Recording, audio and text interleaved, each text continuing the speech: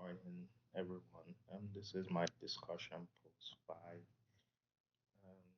question is asking us to um, talk about different approaches to addressing trauma. What techniques might we use if we have a client who's reluctant to discuss what happened to them? I guess the client might have said, "Why are you asking me this? It happened in the past. Why do you care so much? How do you talk about the effects of trauma on people's lives while still empowering them?"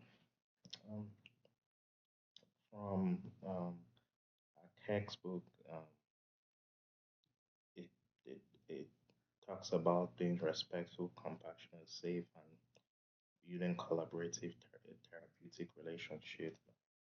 So trying to build rapport. So with this client now who is hesitant, one thing you could do is, I guess, validating their fears, how they feel. I guess by saying you understand how they feel. And then I know another useful tool from what I've read online. Sometimes speaking with the same tone and volume of voice, adapting your body posture. Sometimes even, I guess, using silence is a useful tool in helping to build rapport. Sometimes that helps the clients feel comfortable that you're listening to them, and they're also ready to work at their own pace.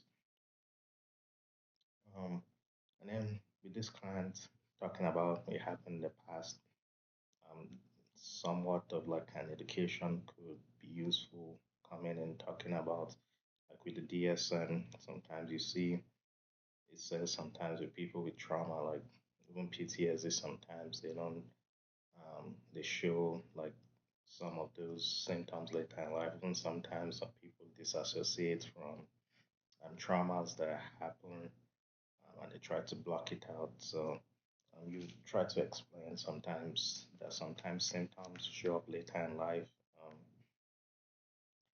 and then you explain that your role as the social worker is to help the client as a partner, to help them work through what they're going through.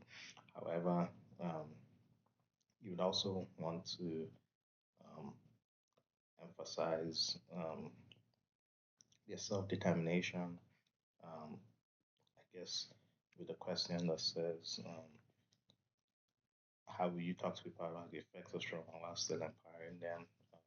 So even after talking about the effects, you still want to empower by talking about coping skills and strengths that clients have, that they use to get through difficult times, and how they can possibly use them going forward. Um, but again, with um, treating trauma, sometimes is not um, exactly just straightforward. Um, Sometimes some clients from the book, as from what I read, sometimes some clients who totally still may not talk, and because they're functioning, um, they they really aren't functioning proper in any aspect of life, and then that's when like the antidepressants, mood stabilizers, I guess medications for sleep, antipsychotics, other medications. Some of those clients may need those just because of how much they've been impaired in working in areas of their lives. Thank you.